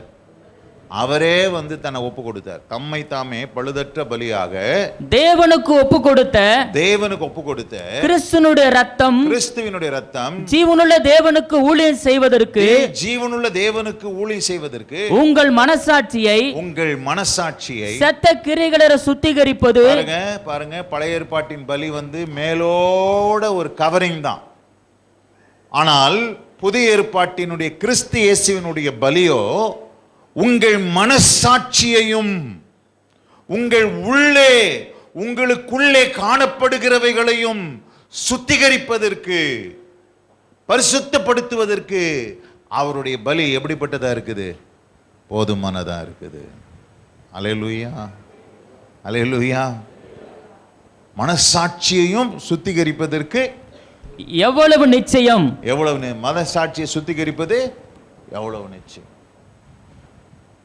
அப்போ உங்க உள்ளான காரியங்களை மேல் பூச்சாக அல்ல. பழைய ஏற்பாட்டு பலி எப்படிப்பட்டது? சரீர சுக்தி தான். பழைய ஏற்பாட்டு பலி எப்படிப்பட்டது? சரீர சுக்தி. அதே அதிகாரத்தில் வாசிங்க, 12ஆம் வசனத்துல வாசி பாருங்க. வெள்ளாட்டுக்கடா, வெள்ளாட்டுக்கடா, இளங்காளை, இளங்காளை இவைகளுடைய ரத்தத்தினால் அல்ல, இவைகளுடைய ரத்தத்தினால் அல்ல, தம்முடைய சொந்த ரத்தத்தினாலும் ஒரே தரம் மகா பரிசுத்த ஸ்தலத்திலே பிரவேசித்து நித்திய மீட்பை உண்டு பண்ணினார். அது எப்படி எனில், காளை, வெள்ளாட்டுக்கடா இவைகளின் ரத்தமும் தீட்டுப்பட்டவர்கள் மேல் தெளிக்கப்பட்ட கடாரின் சாம்பலும் சரீர சுத்தி உண்டாகும்படி. சுத்தி அது என்னது? இது ஜஸ்ட் மேலோட்டமாக. என்னதுங்க சொல்லுங்க? எப்படி நான் காட்டினேன் பார்த்தீங்களா, இந்த டேபிள் மேல ஒரு கவர் போடுற மாதிரி, டேபிள் கிளாத் போட்டு மூடுற மாதிரி சரீர சுத்தியை மாத்திரம்தான் உண்டாக்குச்சு. ஆனால் நித்திய ஆவினாலே தம்மை தாமே பழுதற்ற பலியாக ஒப்பு கொடுத்த கிறிஸ்து இயேசுவினுடைய ரத்தம் நம்மளுடைய சரீரத்தை மாத்திரமல்ல, நம்முடைய மனசாட்சியையும் உள்ளான காரியங்களையும் சுத்திகரிப்பதற்கு இயேசு கிறிஸ்துவின் ரத்தம் போதுமானதா இருக்கிறது. அல்லேலூயா. அவருடைய ரத்தத்தின் வல்லமை, ரத்தத்தின் மேன்மை. ஆமென். அல்லேலூயா. அப்போ அவருடைய ரத்தத்தை அந்த பலி, ஒரே பலியினாலே அவர் எல்லாத்தையும் என்ன செஞ்சிட்டாரு? செஞ்சு முடிச்சிட்டாரு. அதுதான் எபிரேயர் 10ஆம் அதிகாரத்தில் நம்ம வாசிக்கும் போது அங்கே நம்ம வாசிக்கலாம். 11ஆம் வசனம், 12ஆம் வசனம். அன்றியும் எந்த ஆசாரியனும் நாடோறும் ஆராதனை செய்கிறவனாயும் பாவங்களை ஒரு காலம் நிவர்த்தி செய்யக்கூடாத ஒரே வித பலிகளை அநேக தரம் செலுத்தி வருகிறவனாய் இருப்பான். ஒரே வித பலிகளை அநேக தரம் செலுத்துகிறவனாய் இருப்பான். யாரு? பழைய ஏற்பாட்டு ஆசாரியன். பழைய ஏற்பாட்டு ஆசாரியன் ஒரே விதமான பலிகளை நாடோறும் செலுத்துகிறவனாய் இருப்பான். இவரோ இல்ல, அங்க என்ன போட்டிருக்குது? நிற்பான். என்ன போட்டிருக்குது? நிற்பான். எங்க நிற்பான்? தேவனுடைய பரிசுத்த சமூகத்திலே, ஆசரிப்பு கூடாரத்திலே அவன் என்ன பண்ணிட்டு இருப்பான்? நின்றுட்டு இருப்பான். ஆசரிப்பு கூடாரத்தில் என்னவே கிடையாது, ஸ்டூலே கிடையாது. என்னவே கிடையாது, ஸ்டூலே கிடையாது. ஒரு சமயம் ஒரு இந்தியா பிஸ்டன்ஸ் அப்படின்னு சொல்ற ஒரு கம்பெனி, அந்த கம்பெனி ரொம்ப லாஸ்ட்ல போச்சு. அதுக்கப்புறமேல ஜப்பான்காரங்க கிட்ட அதை அப்படியே ஹேண்ட் ஓவர் பண்ணாங்க. யார்கிட்ட ஹேண்ட் ஓவர் பண்ணாங்க? ஜப்பான் கம்பெனி கிட்ட ஹேண்ட் ஓவர் பண்ணாங்க. ஜப்பான் கம்பெனிக்காரன் உள்ள வந்தோடனே முதல்ல அந்த கம்பெனியில் இருக்கிற அந்த வேலை ஸ்தலத்தில் இருக்கிற உட்கார்ற மாதிரி இடத்தெல்லாம் என்ன பண்ணான்? ஓட்சி எடுத்தான். எங்கெல்லாம் பார்த்தீங்கன்னா திட்டு மாதிரி இருக்குது, உட்கார்ற மாதிரி இருக்குது, எங்கெல்லாம் ஸ்டூல் இருக்குது, எங்கெல்லாம் சேர், எல்லாத்தையும் தூக்கணும். என்ன அர்த்தம்? உள்ள வேலை செய்கிறவன் என்ன செய்யக்கூடாது? உட்காரவே கூடாது. உட்காரத்துக்கு இடம் கிடையாது அவனுக்கு. என்ன பண்ணணும்? அவன் செஞ்ச முதல் வேலை அதுதான். நம்ம ஆள் அங்கங்கே சௌரியமாக என்ன போட்டு வச்சுருந்தான்? நம்ம ஆளுங்க விட்டா சோஃபாவை போட்டு வச்சுருவாங்க. இந்த பாருங்க, அருமையாக சோஃபா போட்டு வச்சுருக்கு. நம்ம ஆளுங்க என்ன போட்டுருவாங்க? சோஃபாவை போட்டு விட்டுருவாங்க. நல்லா உட்காந்துட்டு அரட்டை அடிச்சுட்டு சீட்டை ஆடிக்கிட்டு பீடி குடிச்சிக்கிட்டு ஜாலியாக இருந்தானுங்க. ஆனால் ஜப்பான்காரன் வந்தவொடனே எல்லாத்தையும் தலைகளாக மாற்றிட்டான். அதுபோல் ஆசரிப்பு கூடாரத்தில் என்ன இல்லை, உட்காரத்துக்கு என்ன கிடையாது? நாக்காளி கிடையாது, உட்காரத்துக்கு சேர் கிடையாது. ஆசாரியம் என்ன பண்ணிக்கிட்டே இருக்கணும்? ஏன் அப்படி நிற்கிறதுனா என்ன அர்த்தம்? வேலை இன்னும் முடியல. ஆனா அதே அதிகாரத்தில் அடுத்த வசனத்தை வாசிங்க. இவரோனா யாரு? இயேசு கிறிஸ்துவோ. இவரோ பாவங்களுக்காக ஒரே பலியை செலுத்தி என்றென்றைக்கும் தேவனுடைய வலது பாரசத்தில் உட்கார்ந்துட்டாரு. அல்லேலூயா. ஒரு அல்லேலூயா சொல்லுங்களேன். என்ன பண்ணிட்டாரு? இப்போ அவரு உட்கார்ந்துட்டாருன்னா என்ன அர்த்தம்? என்னாச்சு? வேலை முடிஞ்சிச்சு. அல்லேலூயா. வேலை முடிஞ்சிருச்சு, வேலையை முடிச்சிட்டாரு. அல்லேலூயா. அப்படி முடிக்கப்பட்ட வேலை தான் ஆண்டவர் கல்வாரி சிலுவையில் உங்களுக்காக எனக்காகவும். நம்முடைய பாவம் எனக்குள்ள என்ன இருக்குது? பாவம் எனக்குள்ள என்னவா வெளிப்பட்டு கொண்டே இருக்குது? பாவங்களாய் வெளிப்படுகிறதை ஆண்டவர் பாவங்களை மன்னிப்பு உண்டாக்கும்படியாக கல்வாரி சிலுவையில் எல்லாவற்றையும் செய்து அவர் முடித்தார். அவர் சிந்தின இரத்தத்தினாலே நமக்கு பாவ நிவிர்த்தியை உண்டாக்கினார். பாவ நிவிர்த்தி எது உண்டாக்குது? பாவ நிவிர்த்தியை கல்வாரி சிலுவையில் என்ன சிந்தினார் ஆண்டவர்? ரத்த சிந்தனை. பாவ நிவிர்த்தி வாசிங்க, லேவியராகமத்தின் புஸ்தகம் 17ஆம் அதிகாரம் 11ஆம் வசனம். மாம்சத்தின் உயிர் ரத்தத்தில் இருக்கிறது. மாம்சத்தின் உயிர் எதுல இருக்கு? ஆனால் தான் ரத்தத்தை யாரும் சாப்பிடக்கூடாது. இருக்கிறதுலே சீப்பான நான் வெஜிடேரியன் எது சொல்லுங்க?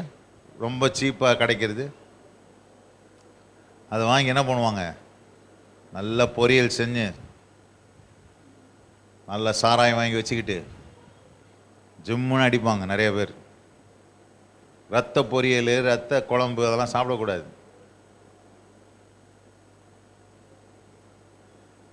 முஸ்லீம் விற்கிறாரு, சாப்பிடுவார் அவரு? சாப்பிட மாட்டார். அவர் சாப்பிட மாட்டார், ஆனால் விற்பார்.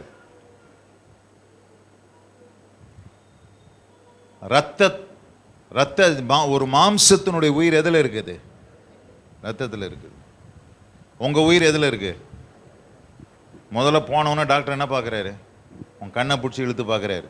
என்னன்னு பார்க்குறாரு? எவ்வளோ ரத்தம் இருக்குது. ரத்தம் இருந்தால் தான் உன் உயிர் நல்லா இருக்கும். ஹோமோகுளோபின் கம்மியாச்சுன்னா முடிஞ்சு கதை.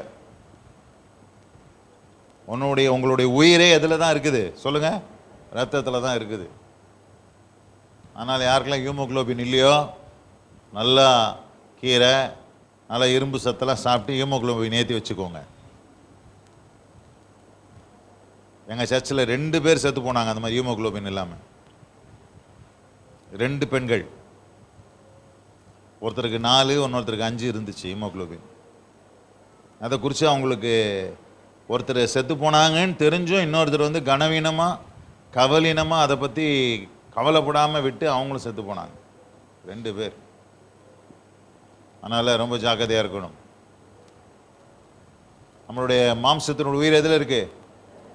ஆனால் தான் ரத்தத்தை என்ன பண்ணக்கூடாது?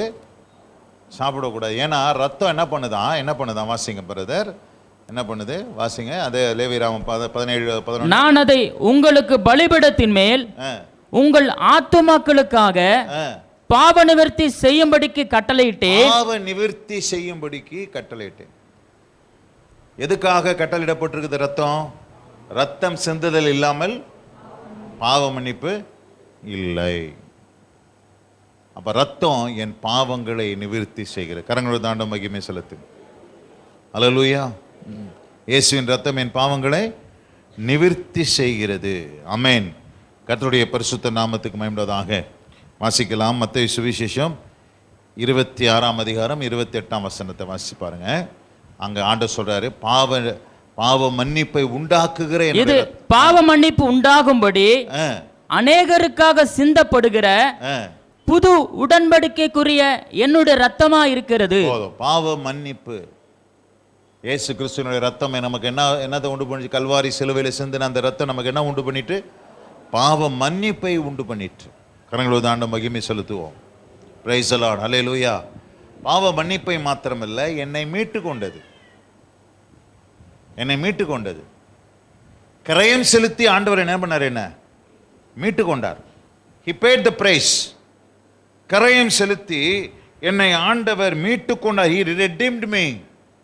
1 பேதுரு 1ஆம் அதிகாரம் 18ஆம் 19ஆம் வசனத்தை வாசித்து பாருங்க.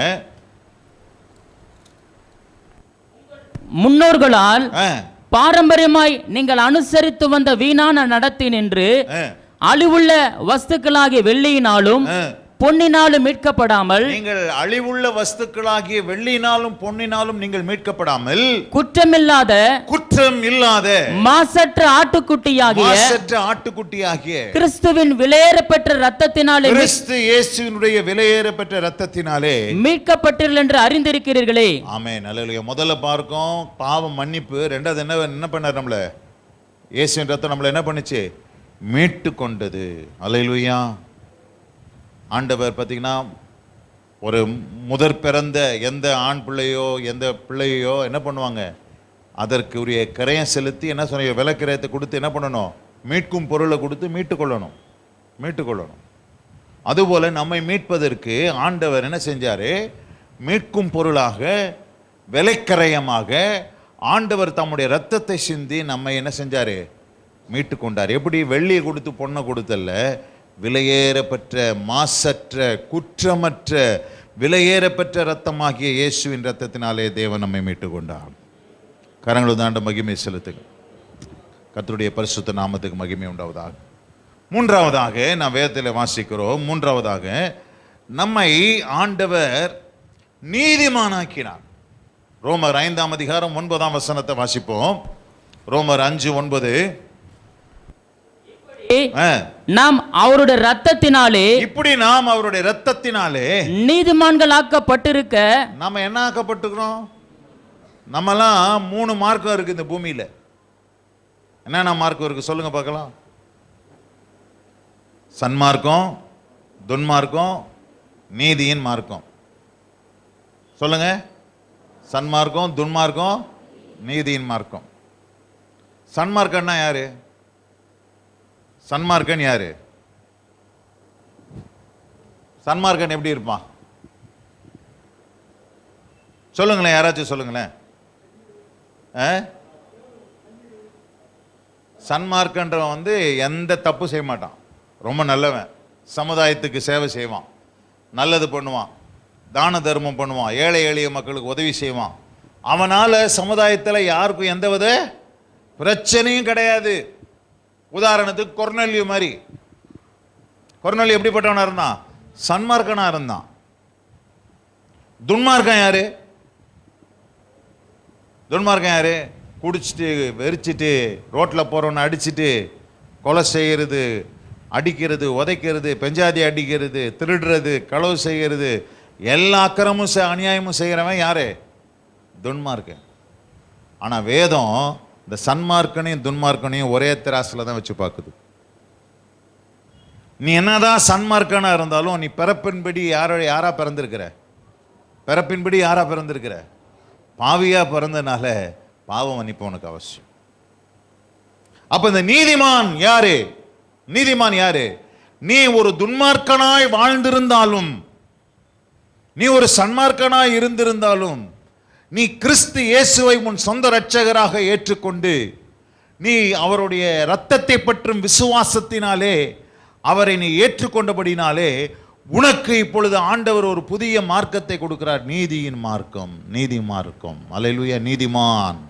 என்னமான் சொல்லுங்க? நீதிமான் என்கிற பட்டத்தை கொடுக்கிறார். சொல்லுங்க. நான் யாரெல்லாம் இயேசு கிறிஸ்து சொந்த இரட்சகராக ஏற்றுக்கொண்டீங்க? எத்தனை பேர் பாவங்கள் மன்னிக்கப்பட்டீங்க? பாவ மன்னிப்பு நிச்சயம் எத்தனை பேருக்கு உண்டாச்சு? நீங்க தான் நீதிமான்கள். நீங்க பொல்லாப்பு செஞ்சிருக்கலாம், பல காரியங்களை செஞ்சிருக்கலாம், பல தப்பு செஞ்சிருக்கலாம், பல தவறு செஞ்சிருக்கலாம், கொலை கூட செஞ்சிருக்கலாம். ஆனால் நீங்கள் கிறிஸ்து இயேசுவின் இரத்தத்தினாலே மீட்கப்பட்டு பாவங்கள் மன்னிக்கப்பட்டு நீங்கள் அவரை சொந்த இரட்சகராக ஏற்றுக்கொண்டு அவருடைய இரத்தத்தினாலே கழுவப்பட்டபடினாலே இப்பொழுது நீங்கள் யாரா மாறிட்டீங்க? நீதிமானா மாறிட்டீங்க.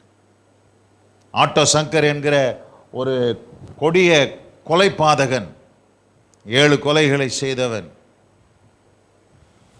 அவனை கடைசியாக அவன் சாவதற்கு முன்பாக அவனை பேட்டி எடுத்த பொழுது அவன் சொன்னானா, உன் மரணத்தை குறித்து நீ என்ன சொல்கிற? நீ மரிக்க போறிய தூக்கு தண்டனையில். அவன் சொன்னானா, இதுக்கு முன்னாடி நான் பயந்தேன், இப்போ எனக்கு பயம் இல்லை. ஏன்னா நான் இன்னைக்கு இயேசுவின் பிள்ளையாக மாறிட்டேன். ஜெயிலில் நான் ரட்சிக்கப்பட்டேன். நான் பாவி தான். நான் செஞ்ச பாவத்துக்கு தக்க தண்டனையை நான் அனுபவிக்கணும். அது அரசாங்கம் எனக்கு கொடுக்குது. ஆனால் மேலே ஒரு அரசாங்கம் இருக்குது. அந்த அரசாங்கம் என் பாவங்களை என்ன பண்ணிடுச்சு? மன்னித்து விட்டுச்சு. என் பாவங்களை மன்னிச்சிருச்சு. இந்த அரசாங்கம் என் பாவங்களை என்ன பண்ணலை? மன்னிக்கலை. பரவாயில்ல, நான் செஞ்ச தப்புக்கு தக்க தண்டனையை நான் அனுபவிக்க ரெடியாக இருக்கிறேன். ஆனாலும் நான் மரித்தால் நான் எங்கே இருப்பேன்? பரலோகத்தில். இப்போ நான் யாரு? நீதிமானாக இருக்கிறேன். அல்லேலூயா. அல்லேலூயா. யார் அவன்? எத்தனை கொலை செஞ்சவன்? 7 கொலை செஞ்சவன் நீதிமானா மாறிட்டான். ஆனால் நான் ஒரு தப்புமே பண்ணல. எங்கள் பெரியப்பா இருந்தார், எங்கள் பெரியப்பா அவருக்கு சாகும் போது 92 வயசு. அவர் சாகும் போது நான் போய் பேசினேன், பெரியப்பா நீங்கள் வந்து மனம் திரும்பி ஞானஸ்நானம் பெற்றுக்கோங்க. டேய், நான் யாரையும் ஏமாத்தலடா, யார்கிட்டையும் போய் சொல்லடா, யாருடைய வாழ்க்கையும் கெடுக்கலடா, நான் நல்லவனா வாழ்ந்தேன்டா, எனக்கு ரட்சிப்பு தேவையில்லடா, நான் இயேசுவை நம்புகிறேன், இயேசுக்கிட்ட ஜெபம் பண்ணுறேன், எல்லாம் செய்கிறேன், ஆனால் ரட்சிப்பெல்லாம் எனக்கு தேவையில்லை, பாவ மன்னிப்பெல்லாம் எனக்கு அவசியம் இல்லை, நான் சன்மார்க்கன். எங்கே போயிருப்பாரு? எங்கே போயிருப்பார் சொல்லுங்க? நரகத்துக்கு தான் போயிருப்பார். ரோஜனம் இல்லை. நீ சன்மார்க்கன, உன்னுடைய நீதி தேவனுக்கு முன்பாக அழுக்கான கந்தை. நான் நீதி, நான் உண்மை, நான் பொய் சொல்லலை, நான் அப்படி வாழ்ந்தேன் நீ சொல்ற பத்தியா? உன்னுடைய நீதியெல்லாம் தேவனுக்கு முன்பாக அழுக்கான கந்தைகள். பிரியமானவர்களே, தன்மையானது நல்ல கல்வாரி சிலுவையில் இயேசு நமக்காக செய்த காரியங்களை நான் நோக்கி பார்க்கிறோம். அது இல்லாமல் அவருடைய இரத்தத்தினாலே நீதிமான் ஆக மாற்றப்பட்டோம். 4வது எபேசியர் 2ஆம் அதிகாரம் 13ஆம் வசனத்தை வாசிங்க. நான் இதோடு முடிக்க போகிறேன். 2ஆம் அதிகாரம் 13ஆம் வசனம். நீங்களும் உங்கள் ரட்சிப்பின் சுவிசேஷமாகிய 2:13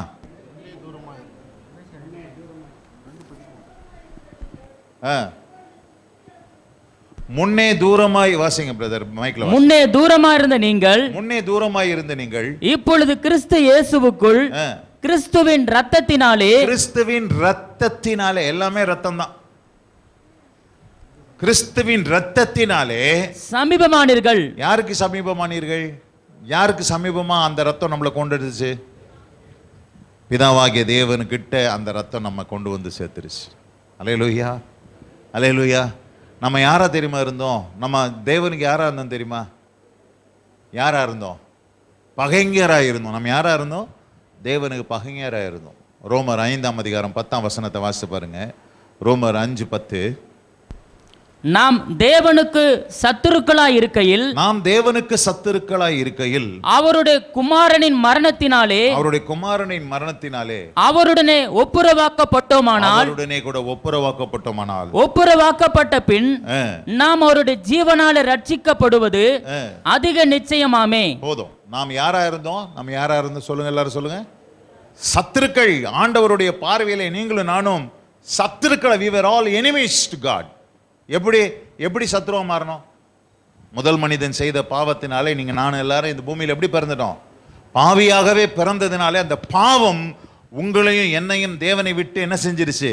பிரித்து இடையிலே ஒரு பகை உணர்வை உண்டாக்கி நம்மை சத்துருக்களாக மாற்றினது. ஆனால் கிறிஸ்துவின் ரத்தமோ என்ன செஞ்ச? கொலோசியர், கடைசியாக கொலோசியர் 1ஆம் அதிகாரம் 20ஆம் வசனத்தை வாசித்து நாம் ஜெபம் பண்ண போறோம். கொலோசியர், அவர் சிலுவையிலே சிந்தின இரத்தத்தினாலே சமாதானத்தை உண்டாக்கி. என்ன உண்டாக்குனார்? யாருக்கு சமாதானத்தை உண்டாக்குனார்? எனக்குள்ளயா? எனக்குள்ள சமாதானத்தை கொடுத்தாரா? இல்ல, எனக்கும் யாருக்கு சமாதானத்தை உண்டாக்குனாரு? ஏன் சமாதானம்? எனக்கும் தேவனுக்கு ஏன் சமாதானம் உண்டாக்குனாரு? நம்ம யாரா இருந்தோம்? நானும் தேவனும் யாரா இருந்தோம்? சத்துருக்களாக இருந்தோம். we were enemies. அவர் சிந்தின இரத்தத்தினாலே என்னையும் பிதாவாகிய தேவனையும் ஆண்டவர் என்ன செஞ்சாரா? வாசிங்க பிரதர். பூலோகத்தில் உள்ளவைகள் பரலோகத்தில் உள்ளவைகள் யாவையும் அவர் மூலமாய் தமக்கு ஒப்புரவாக்கினார். reconciliation. இயேசு கிறிஸ்துவின் மூலமாய் ஒப்புரவாக்கி அவர் சிந்தின இரத்தத்தினாலே பிதாவாகிய தேவனுக்கும் நமக்கும் என்னத்தை உண்டாக்கி கொடுத்தாரு? சமாதானத்தை உண்டாக்கி கொடுத்தார். கரங்களில் தாண்ட மகிமை செலுத்து. அல்லேலூயா. அவருடைய ரத்தம் 5 காரியங்களை செஞ்சு. முதல்ல பார்த்தோம் பாவ மன்னிப்பு. 2வது என்ன பார்த்தோம்? அவருடைய மீட்பு. 3வது என்ன பார்த்தோம்? நீதிமானாக்க மாத்திட்டு. 4வது என்ன பார்த்தோம்? அவர் நம்மை ஆண்டவர்கிட்ட சமீபமாக கொண்டு போய் சேர்ந்து. 5வது அவருடைய ரத்தம் என்னை அவரோடு கூட சமாதானமாக்கி விட்டது. அல்லேலூயா. பகைமையா இருந்த நான் இப்பொழுது தேவனோடு கூட எப்படி இருக்கிறேன்? சமாதானமா இருக்கேன். அப்போ கல்வாரி சிலுவையில் ஆண்டவர் செய்ததான இத்தனை காரியங்கள் என் வாழ்க்கையில் எல்லாவற்றையும் செய்து முடித்து ஆண்டவர் நிறைவேற்றினார். அல்லேலூயா. இன்றைக்கு சிலுவை குறித்ததான ஒரு முகவுரையை முன்னுரையை நாம் பார்த்தோம். கர்த்தர் சித்தமானால் நாளை தினத்திலே சிலுவையிலே நடந்த சில பரிமாற்றங்களை குறித்து நாளை தினத்திலே நாம் தியானிக்க கர்த்தர் நமக்கு கிருபை செய்வராக. ஒரு 9 பரிமாற்றங்களை நாளை தினத்திலே நாம் பார்ப்போம். நாம் எல்லாரும் ஒப்பு கொடுத்து நாம் தேவனை நோக்கி பார்க்கலாம். ஏழை மனு உருவை எடுத்த இயேசுராஜன் உன் அண்டை நிற்கிறார். ஏற்றுக்கொள்ளவரை தள்ளாதே, ஏற்றுக்கொள்ளவரை தள்ளாதே. ஏழை மனு உருவை எடுத்த இயேசுராஜன் உன் அண்டை நிற்கிறார். ஏற்றுக்கொள்ளவரை தள்ளாதே, ஏற்றுக்கொள்ளவரை தள்ளாதே. கைகளில் கால்களில் நாடிகள் கடாவ கடுமுள் முடிப்பொன் சீரசில் சூடிய கந்தையும் நிந்தையும் வேதனையும் சவித்தார். சொந்தமான ரத்தம் சிந்தினார் உனக்காய்.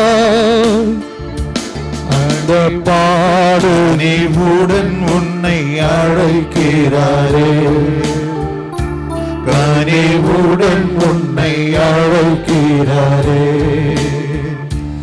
ஏழை மனுவை எடுத்த இயேசுராஜன் உன் அண்டை நிற்கிறார். ஏற்றுக்கொள்ளவரை தள்ளாதே, ஏற்றுக்கொள்ளவரை தள்ளாதே. Praise the Lord. இந்த அருமையான நல்ல நாளிலே சிலுவைக்கு ஏன் இயேசு போக வேண்டும்? காரணம், பூமியிலே நான் பாவியாய் பிறந்தபடினாலே, பாவங்களை செய்கிறவன் இருக்கிறபடினாலே சிலுவைக்கு இயேசு செல்ல வேண்டியதாகிறது. பழைய ஏற்பாட்டின் பலிகள் என் பாவத்தை போக்கவில்லை. பாவ நிவிர்த்தி என்ற பெயர் இருந்தாலும் பாவங்கள் மூடப்பட்டதை ஒழிய நிவிர்த்தி செய்யப்படவில்லை. ஆனால் தேவகுமாரனாகிய இயேசு கிறிஸ்துவின் இரத்தமோ என் பாவங்களை நிவிர்த்தி செய்யத்தக்கதாய், என் பாவங்களை முற்றிலுமாக மன்னிக்கத்தக்கதாய், ஒப்புரவாக்கத்தக்கதாய், அவர் சிந்தின இரத்தத்தினாலே பாவ மன்னிப்பாகிய மீட்பு உண்டாகத்தக்கதாய், என்னை நீதிமானாக்கத்தக்கதாய் அந்த இரத்தம் எனக்காக சிந்தப்பட்டுச்சு. அவர் எல்லாவற்றையும் செய்து முடித்து உட்கார்ந்தார் என்று நாங்கள் பார்க்கிறோம். அவருடைய ரட்சிப்பின் கிரியை பூரணமானது. கல்வாரி சிலுவையில எல்லாம் முடிந்தது என்று இயேசு சொன்னார். அதுபோலவே எல்லாவற்றையும் செய்து முடித்தார். நாங்களும் அந்த ரட்சிப்பை பெற்றுக்கொண்டோம். ஆண்டவரே, தொடர்ந்து ஏன் சிலுவை, ஏன் பாவ மன்னிப்பு உண்டாக வேண்டும் என்பதை இந்த நாளிலே நாங்கள் தியானிக்க கிருபை செய்தீர். இந்த நாளிலே வந்த உம்முடைய பிள்ளைகள் ஒவ்வொருவரையும் ஆசீர்வதி. ஒவ்வொருத்தருடைய வாழ்க்கையிலும் சிலுவை குறித்த மேன்மையை அவர்கள் மேன்மை பாராட்ட கர்த்தர் கிருபை செய்யும். ஆசீர்வதியும் இயேசு கிறிஸ்துவின் வல்ல நாமத்தில் பிதாவே. கிறிஸ்துவுக்குள் அன்பார்ந்த சகோதர சகோதரிகளே, கிறிஸ்து இயேசுவின் நாமத்தினாலே உங்களை நான் வாழ்த்துகிறேன். கடந்த 5 ஆண்டு காலங்களாக தினமும் அதிகாலையிலே ஒரு 5 நிமிடத்திலிருந்து 8 நிமிடத்திற்குள்ளாக ஒரு ஷார்ட் ஆடியோ பைபிள் டிவோஷன் நாங்கள் வாட்ஸ்அப் மூலமாக அனுப்பி வருகிறோம். இதை உலகில் உள்ள மக்கள் அனைவரும் கேட்டு ஆசீர்வதிக்கப்பட்டு இருக்கிறார்கள்.